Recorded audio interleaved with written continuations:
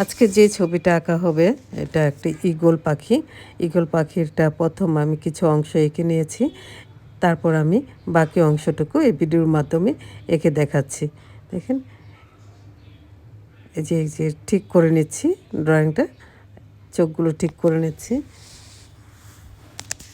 পাখির চোখটা স্কেচ করা হচ্ছে। ড্রয়িংটা মোটামুটি আঁকা শেষ, এখন স্কেচ করে দিচ্ছি। এই ভিডিওর মাধ্যমে স্কেচ করে দেখাচ্ছি। এভাবে টেনে টেনে দিতে হবে, স্কেচটা এভাবে টেনে টেনে দিতে হবে, আস্তে আস্তে করে টেনে টেনে দিতে হবে।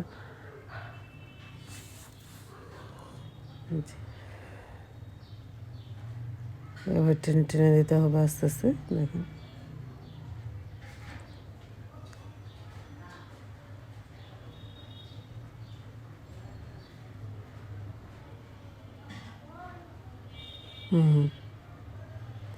এভাবে টেনে টেনে দিতে হবে।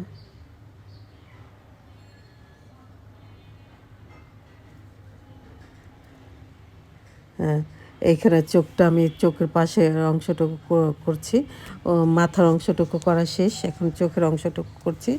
চোখের অংশটুকুর মধ্যে আমি হালকা করে দিয়ে দেবো চোখের আশেপাশে যে অংশটুকু আছে হালকা করে দিয়ে দেবো। এই যে চোখটা করা শেষ হয়েছে, দেখেন কত সুন্দরভাবে চোখটা করা হয়েছে।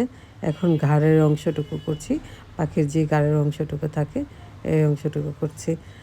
ছবি আঁকতে গেলে আসলে অনেক সময়ের দরকার, ধৈর্যের দরকার, তাহলে ছবি আঁকাটা সুন্দর হয়।